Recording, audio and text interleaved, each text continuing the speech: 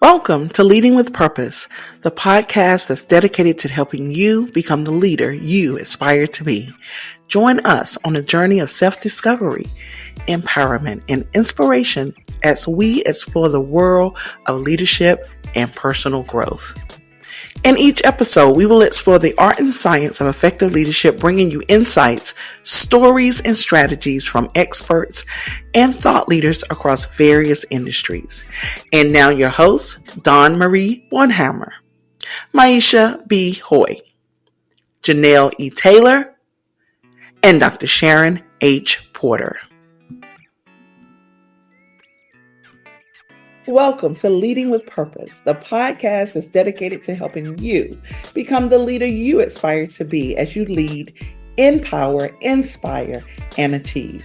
I am Dr. Sharon H. Porter, Editor-in-Chief of Vision and Purpose Lifestyle Magazine. I'm Janelle E. Taylor, CEO and founder of the JTOA Corporation, where we optimize people, performance, and products. I am Monique B. Hoy, CEO of BSHG LLC, but you can find me on QBOP.com, MaishaLemonadeStand.com, and CustomerFirstMarketing.com. I love it, and we are excited to welcome Ms. Monique A.J. Smith as our guest for this episode of Leading with Purpose. Ms. Smith is an accomplished sports management professional. She's a leadership strategist, an author, a radio host. She is a veteran athletics administrator with over 30 years of experience. She is the founder of the SEEDS of Empowerment LLC consulting firm. Ms. Smith, welcome to Leading with Purpose. Thank you so much. I am so excited to be here. We are truly excited to have you as well, with all of your knowledge in leadership. And this is very exciting. I think this is our first leadership in sports that we've had. So it's been amazing, at least for representing the women. We had a professional baseball player, and now you're going to kick it off for the women for us. I'll probably knock out the part. That's it. I love it. I want to start by just asking you about your journey. You know, I'm always fascinated about the journey. Like, what even inspired you to pursue a career in sports, and how has your journey evolved over time? Mm-hmm. Well, I started out as a mass media major at Hampton University, and I'm excited my classmates here with me. And so with that, my English teacher said I should major in public relations because I was a leader in high school.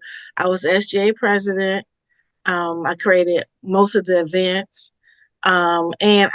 It's just interesting, like whenever you grow up, you know, I remember I was in high school when the MLK became a national holiday. And I remember creating programming to celebrate that, you know. And so I create a lot of things that answer some of the issues of, if you will, school spirit. So my English just said major in PR. So that's why I went to Hampton in a mass media major. Well, it just so happens that I had a background in sports. I've been keeping score since the 8th grade. I wanted to be a writer, a journalist. So I just took, again, for anybody, if you want to stand out, take the road less traveled. Okay? And don't have fear of it not being laid out. Just know what you know about yourself. And I always done that. Almost everything I've ever done has been a path that I had to kind of knock it out myself. And so for sports, it was my sophomore year in college, it was a sign on the bulletin board of my department looking for CIAA PR interns. And I said, oh, I can do that. Especially the word PR caught my attention. And so I did. The January of 1988, I became an intern for the CIAA. It was myself and 3 other guys. And that's how I got introduced, because I was already doing promotions and PR. That was the piece that I love to do, telling a human interest story to grab people to buy a ticket, to be in the stands, to follow someone, to pick a team. And I just knew that's what it would take. It was human interest story. So that's why I started. And then I began to learn about the sports information director position because I was in the conference office and the people who fed us the stats were the SID. And that's when I was like, oh, you mean to tell me you can be a PR person for a whole athletic department, for a student athlete, for a coach? So my junior and my senior year, I worked in sports information. I even interned at BET, but that was in television. I said, I like the fact that I can create a campaign and I can be the one directing the message. And that is how I got into sports information. My first job straight out of college was sports information director for St. Paul's College. I love that. I actually love how you combined all your talents together to really create this amazing career for yourself. I think it's brilliant, and as I said before we were off camera, you are really making waves out there, and I love it. And thank you for being one of the contributing authors of Women Who Lead in Sports, because you were a major contribution to that project. So thank you. Thank you. Monique, your legacy is amazing. So I want to talk about legacy beyond titles and positions because you expand far beyond that. I want you to tell our audience and just share with me, what does it mean to create a legacy that's rooted in the people you have mentored, in the systems that you've helped to improve? You set me up real good with that. Thank you for that assist. My company is called SEEDS of Empowerment. My podcast is called A Chat in the Garden. My magazine is called Significance in Athletics and Sports. So what I want to do is leave a legacy of significance. We're not seeking success, because success is defined by society. Significance is something that you may not see in your lifetime, but you will be able to know that you planted that seed for somebody else to grow. Because my motto is planting seeds of empowerment to lead others to greatness. And so my soul is at rest when I see someone else get the athletic director position and is a woman. And so to me, and that's happened to me recently, when Tiffany Sykes became the athletic director of Florida A&M. I helped to get her very first job straight out of college. The athletic director of Dillard University was my was a freshman in 1991 at St. Paul's College. And to be in her presence around her colleagues and whatnot, to see her a sitting athletic director. And I can go on and on and on about that, but those are just two people that come to my mind because of being a very recent. But I've had Ingrid Wicked McCree, who's on the cover in the center right here, was athletic director at North Carolina Central University. She just retired, but she was That is my amazing. Yes, that is. I just first, like, this is why I asked this question, because I've tracked you and I've seen how many seeds you've planted that have actually grown and blossomed. And I love that statement. This is going to stick with me. Success, by your words, is defined by society. Significance is what we leave behind. That is implanted in my head. So thank you for that. Even though we've known each other for 35 years, every time I speak to you, I get more and more and more and more impressed. So tell me how you transition from PR to your different businesses, but more importantly, when did the niche of women in sports come about? What was the need that you saw there that made you decide to focus on getting all these dynamic women as athletic directors? Well, the flippant answer would be, I look in the mirror, look at myself, and I want to be able to increase the pipeline. It's not okay to be the first and the only. You have no control of being the first, but you do have control of being the only. So that has been my whole piece. Again, I was the very first full-time female sports information director in the CIAA in 1990. And then I was the first female CIAA sports information director of the year and 92. So then when I get the job at the CIAA as director of PR, guess what? There's 6 female sports information directors inside the CIAA. So, it's just like doing what you do for yourself, and then things just come along. People want to know how you do what you do. So, just to backtrack, I became interim athletic director at St. Paul's College at 28. I'm now 56. That was by default. I went through 5 different athletic directors. I was blessed to have Alfreda Goff, this the lady right here. She was athletic director at Virginia State when I was athletic director at St. Paul's. And so I did have a colleague that guided me along the way.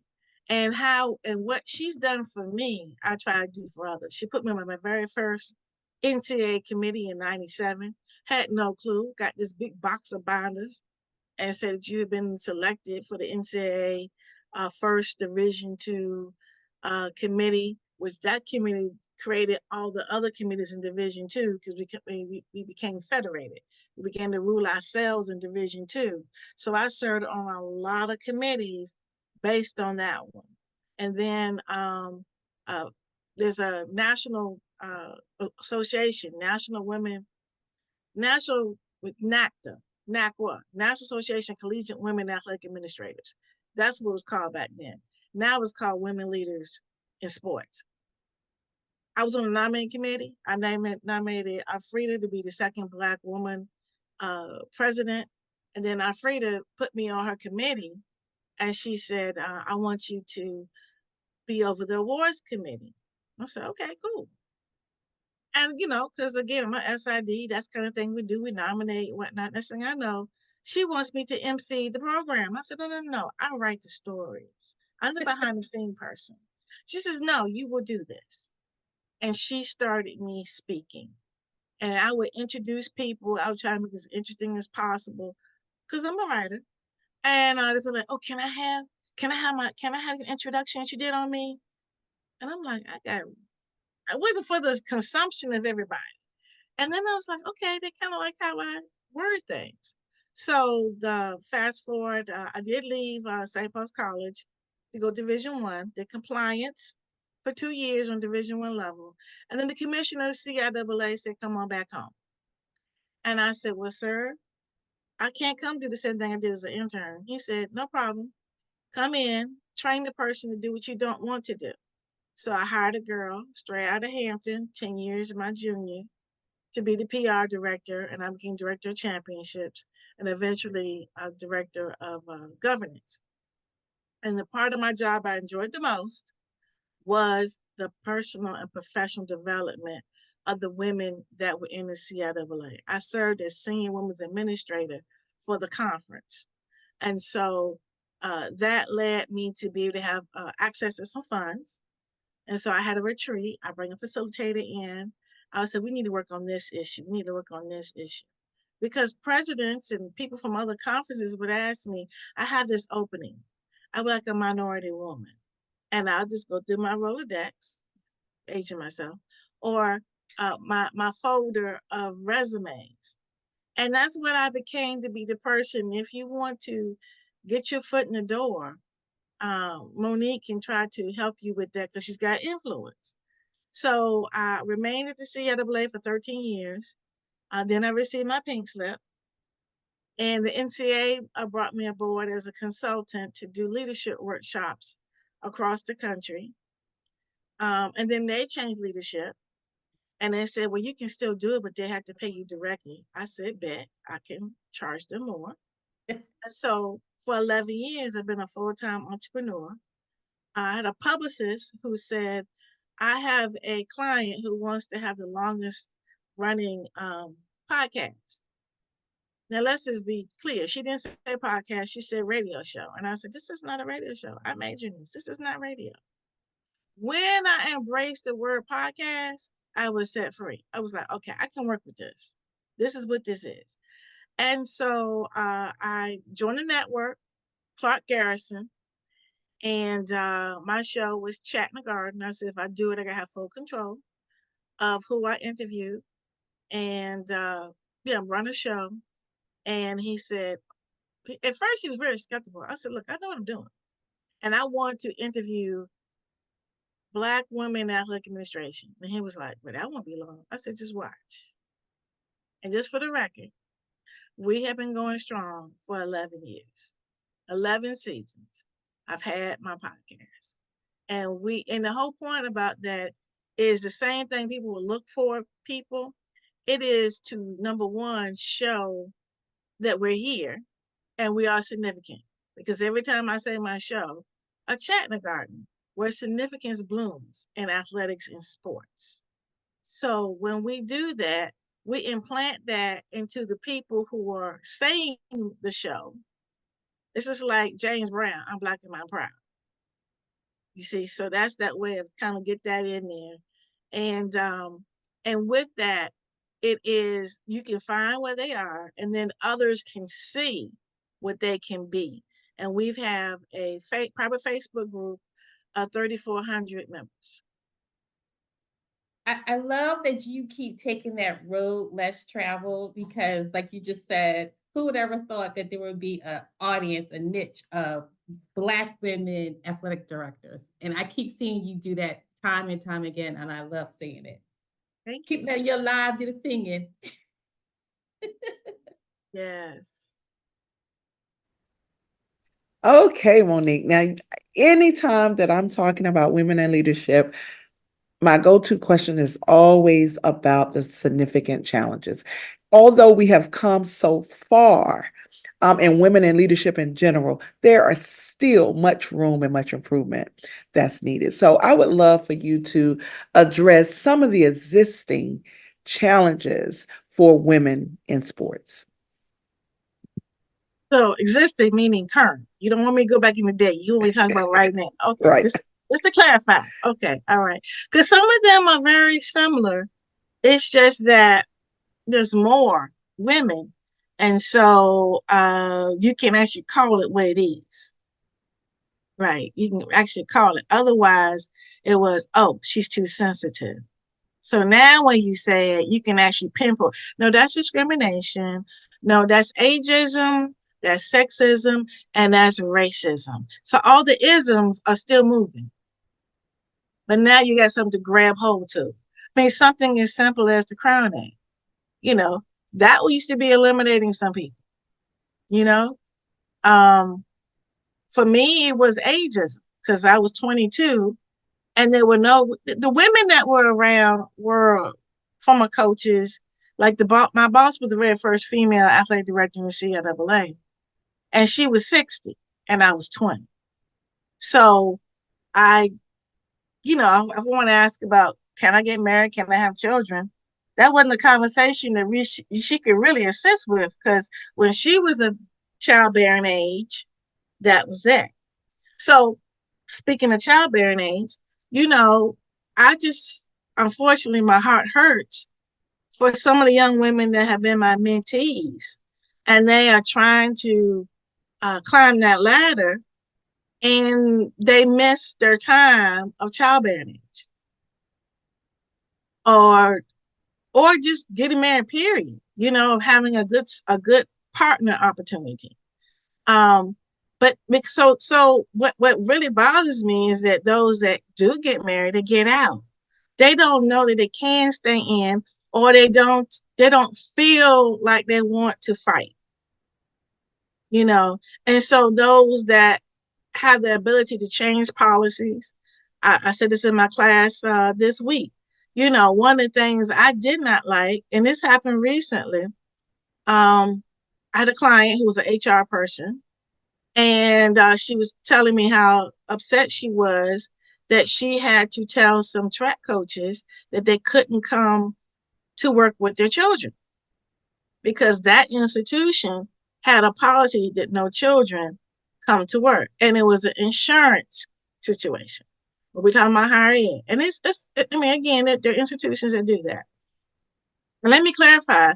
I am, again, my consultancy is executive coaching and group coaching for women that are in this position. And one of the main things I see, again, you get out because you don't have community.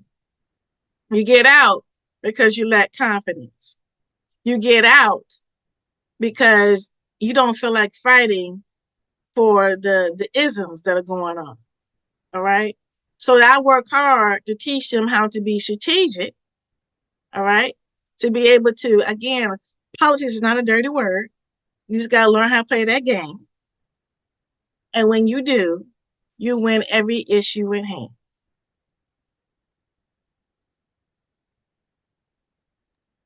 I really like that because, as you stated, the problems probably still are the same, but we're able to handle them a little differently now.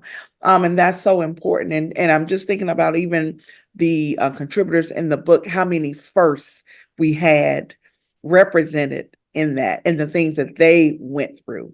A few when we had the podcast and you all talked about your stories, just amazing of some of the challenges and barriers that they went through, and some people are still going through that. And even with the athletic director, still now colleges are having women as athletic directors for the first time in 2024, right? So we're still fighting that battle, but I'm grateful that we've definitely come a long way. So thank you for that.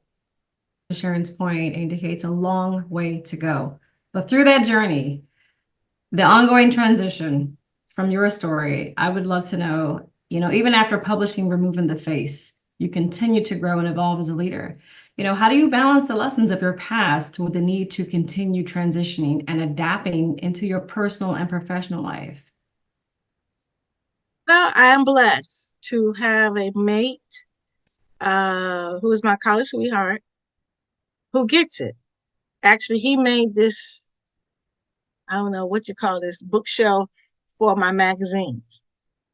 So he says, no, you need to look more professional. I said, okay, all right, whatever you say. But you have to educate. You have to educate the people in your life that may not. I mean, most of my parents were school teachers in public schools. They weren't entrepreneurs. Now, as I look back, I realized both my grandfathers were entrepreneurs. But what people don't understand, and their fear comes out. You just have to educate them that yes, I took my inheritance from my father's passing to learn how to grow a business versus taking my money to get a PhD. There was no guarantee of a job. So I wanted to learn how to have that sense of self and use my talents in that way. And so it was interesting because I teach at Hampton. I'm an adjunct. I can't become a full-time because I don't have a PhD. But I'm okay with that because number one, I get a chance to still touch the kids of the next generation of pipeline, but also be able to show other people that I have to be real honest with you all. When you in athletics, you give 90% of your life. It is not a 9 to 5. And I began to have family members who didn't invite me to reunions, marriages. I remember being invited to a graduation for a child I didn't even know was born, And so I was like, okay, I want to be in a position to control my life. And so by being a consultant, by being an adjunct, by working in areas that are contractual, I can pick the times I need to work or not. That to me is, as I say in the book, spiraling up the mountain. Because when we just go straight up the mountain, we miss all the 4 seasons of life. And so that's how I have learned how to balance, really clear on boundaries. I got certain times I can talk on the phone, and you better learn how to text. I love it. Absolutely. So, wow. How do you recognize when it's time to shed a new face, setting boundaries, and just taking control? As a business owner myself, I do understand that balance is much needed. And I do commend you. You're still an adjunct. You're still, changing lives by educating, students. So, thank you for continuing on that journey. You've adapted, you pivoted, Yeah, so, you changed another face in your journey. So thank you, Monique. Welcome. Monique, I think you've been the same way since as long as I've known you. To the Yeah. point, very, very leadership-like. I mean, very leadership oriented. But since I had you here, I want to get your opinion on the Caitlin Clark WNBA pay disparity. And the reason why I'm asking you is because I heard from plenty of men about what we need to do and how we should do it. But because you're in the industry, because you see the struggle, because you know what's going on, you're my inside view. So you talk about the isms, talk about this pay disparity that we see and your thoughts on it. Well, I know everybody watched Scandal, right? Oh, yes. It's a fictional story, but the activity is real. That's a spin. The reason why you asked me that question is a spin. To have the conversation, because who even knew anybody played all the way an hour was doing whatever was going on over there? Somebody told the story, Mm-hmm. you know? And so, because I'm a mass media major, you're not going to believe this, but I don't watch the news. Because I'm not going to have anybody control what it is I begin to know. I go get information in different sources for myself. So as it relates to this situation, it is a good problem because of the fact we're talking about women's basketball. Did you see how many men we had out there talking about it? Oh, yes. I'm okay with you talking about it as long as you begin to put some money on that talk. And because of that, we have more sponsorships. You see what I'm saying? And people follow other people to spend the money. So I'm going up higher with this. This conversation is barbershop talk. Who this, who that, whatever. Okay, fine. Where the money at? The fact that you saw the game on ABC and not on ESPN, regular television, we have evolved all across the board. And here's the thing. We're talking about Caitlin Clark and Angel Reese. But those two are not the star players in the WNBA. That means we got 3 stars to keep the conversation going. Because you only had one, when something happened, it's just like this. Angel Reese is out. But we still talking about WNBA because we got more stars. We got more people. It's just like the quarterback situation. I said we have arrived when we have so many black quarterbacks in the NFL. I don't even know their names. Thank you. Yep, I agree. My dad, who is very first black quarterback, black coach, I said, I got to go to the GM. Yeah, and that's my next thing. I say leadership. That's the leadership. And so people ask me who I'm pulling for. I said, I've been watching sports based on the culture. Georgetown, John Thompson. Pittsburgh Pirates, all them black men playing baseball. All right. My father was for the Celtics back in the day because they were the first ones to have a black head basketball coach. He also was a coach. Coach player. But back in the day, they were the first. But then the Lakers came about, with the prime time, with the show, and all of that. But that wasn't for the culture. Lakers weren't for the culture. Lakers is for the what? The showtime. All right. And then people start watching the game. Because many people, you probably could buy a ticket for $2 back in the day. Did you know that Virginia Squires had Dr. J at first before he came to Philly? Is that the ABA team? Because I'm yes, like, okay. Yes, I knew he was an ABA. I didn't know the name of the team. Right down the road, but it was not a hot ticket back then. But the reason why the NBA and the ABA combined was because they were playing more flashier basketball. And people realized the more the flash, the more the money. So I don't get into those other conversations because they don't mean anything. As long as you're talking about it and you watching on TV and people are happy about sponsors because you up the ratings or whatnot, and you told your boy you got to watch this girl, she's shooting the lights out. All right. It's a good thing. It's all right. Good. I just want to get your opinion because I know you're the expert. Thank you so much. You're welcome. Okay, Monique, I'm so excited because I listened to your keynote at the University of Alabama at Birmingham.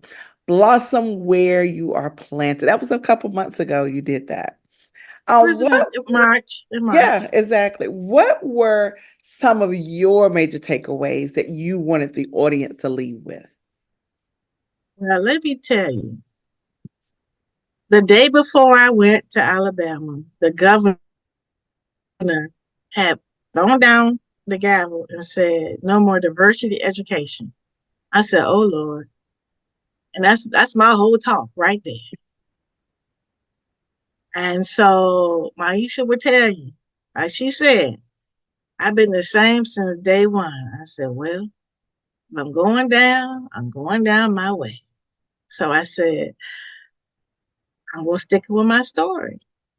And so what I wanted to take is that, again, nothing is new under the sun. And what the Killer Mockingbird did back in the 30s, no, the story was written in the 60s, but it told a story in the 30s. And here in 2024. And in order to bloom where you plant it, you got to have that long lastingness to it. And so I chose someone who was from Alabama that was a white woman. So they cannot say that I'm trying to teach you about, I know they probably thought I was Coretta King because she was from Alabama. No, this is your Alabama sister who chose this story to tell in 1960, which was a very turbulent time. And the fact that this guy stay in power, there are plays going around the country today on the same storyline. And so even though we got turbulent times now about, not teaching about diversity, and 1619 is like banned from the teachings. You can teach about your girl from Alabama. Did you ban your own person? Probably not. So you can use this because she had that stay in power. And she was able to bring awareness to something during, again, a turbulent time. And she wasn't afraid to do so. And it was under this, under fiction, all right? And it was under education. And when you educate people, you can influence them. Educate to influence decisions.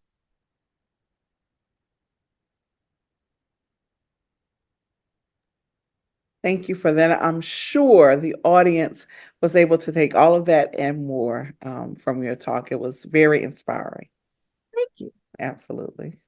Thank you, Monique. For evolving leadership skills in a changing industry, and I do love, if you're going to go down, you're going to go down your way. So that's my attitude, my mindset.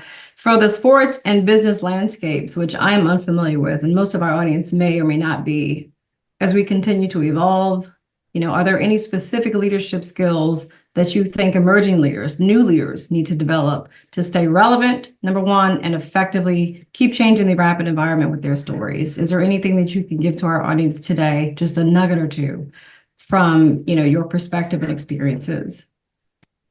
Well, from an athletic perspective, we are in changing times. Rules that we all learned are now no more. Student athletes can transfer as many times as they would like. We got name, image, and likeness. Student athletes can receive money based on their name, image, and likeness. There are student athletes that want to become employees. That's on the docket now. And so old heads must learn how to adapt. If not, go into consultancy, which is why I started the magazine to help people figure out how to go to the next level. But more importantly, I tell my students this, because it used to be like at home. You have the kids table, you have the grown folks table. You sit over here until we call on you and ask you for what you think. That's not going to be the case now. Diversity of thought is what's going to change for the marketplace. And so we're looking for disruption. We're looking for rookie smarts. And I tell those old heads, I said, I need you to go back in time like it was when you first had your first job. You asked questions, you were all excited. Nothing was too hard or too simple for you to do, because that's what's going to be needed for this time. Because again, when you think about childlike, you have creativity. You're not stuck on things are changing. You're thinking, I'm exploring. And when I do staff retreats for athletic departments, that's what I call it. I say our playing field is expanding. I don't say our playing field is changing. Because if I say our playing field is just changing, your brain goes to fight or flight. Okay? Not even sitting and listening about what you can contribute to this. So that's the landscape. You've got to be able to think Netflix, and shoot, even Netflix right now, but they'll be on the lookout. I mean, because, and it's exciting. I'm gonna tell you, the new president for the NCAA, he actually says it's going to be a young person that's going to tell us how we're going to navigate the next 20 years. That's why he wants students on these task force. He's want young people. And so either you're older and got some young people beside you, or you take on a young person's mindset to go and take us to the next generation of athletics and sports. Wow, and I have not heard the term old head in so long, so I'm aging myself, but yes. And I think the willingness, just the willingness to, regardless of your age, the willingness to kind of unlearn what you learned, be moldable, be coachable, so you can adapt, to the new, because it's some older, wiser folks out here, and then some younger, folks who don't want to change. But, I like that expanding and exploring rather than changing. So, it's different perspectives. Thank you. And I want to say this one little thing here. Because again, I was young, and I always would say, it's not how long I've been on this earth, it's the experiences I've had while I've been on this earth. Absolutely. Absolutely. Thank you, Monique. I think you answered my question, but I'm going to ask it anyway. I feel like you have planted so many seeds of empowerment, and the next generation of leaders are coming up. What is your one piece of advice that you would give to them, or her, or him, or them? Well, I've noticed of late that there is a non-healthy feeling that if I share my accomplishments, I'm bragging. Now, how is anybody going to know you're an expert on something if you don't share your accomplishments? And so, again, I got 44 people in my Intro to Sports Management course. The first assignment is to create your LinkedIn profile. And I'm having the hardest time.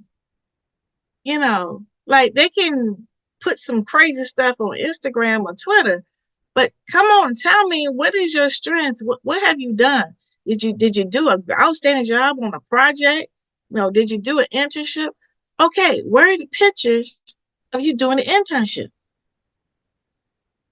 You gotta be, again, spend 4 years. There should be something to show for your 4 years, and be able to communicate that in words and pictures. Okay. And by voice, if you get the opportunity to do a video, maybe that may be it. Tell them to do a video. But sometimes you got to have it in more than one format so people can digest it. All right. Thanks. Thanks, Monique. I have so much joy talking to you today. Thank you, dear. Well, Monique, it has been such a pleasure to have you as a guest on Leading with Purpose podcast. And we want to give you this space to share with all of our listeners and viewers how they can connect with you, how they can follow you, and how can they reach out to you should they need your services. Well, I like to communicate on LinkedIn. I'm Monique A. J. Smith. That's where I like to start off. I do have a store, SEEDS of Empowerment store.com. You can get the book that you mentioned, which is Public Figure Mass. It covers my athletic administrative journey, beginnings, and to be honest, because of it first, there are some pressures that we may not as high achievers be able to recognize. So I talk about myself hitting a wall, literally and figuratively, and why therapy is important for high achievers. And I'll be honest, after I received that assistance, my career soared. I also want to share, my store also has my latest magazine. They're also on Amazon. There are 8 issues now, Significance in Athletics and Sports. And podcasts, chatinagarden.com. Awesome, awesome, awesome. I love it. I love it. I love it. Thank you again. We want to thank our listeners and our viewers for joining us on Leading with Purpose podcast today. So again, I am Dr. Sharon H. Porter. I am Aisha Bihoy. And I am Janelle A. Taylor. Thank you. And as you navigate your journey and leadership, remember that leading with purpose is not just a philosophy. It's a commitment to making a positive impact. If you enjoyed today's episode, please share it with your network and don't forget to subscribe so you will never miss an opportunity to explore the intersection of leadership and purpose. Continue to lead, empower, inspire, and achieve. And until next time, lead with passion, lead with a positive intention, and by all means, continue to lead with purpose. Thank you for joining the Leading with Purpose podcast. Please join us every Monday for a new episode.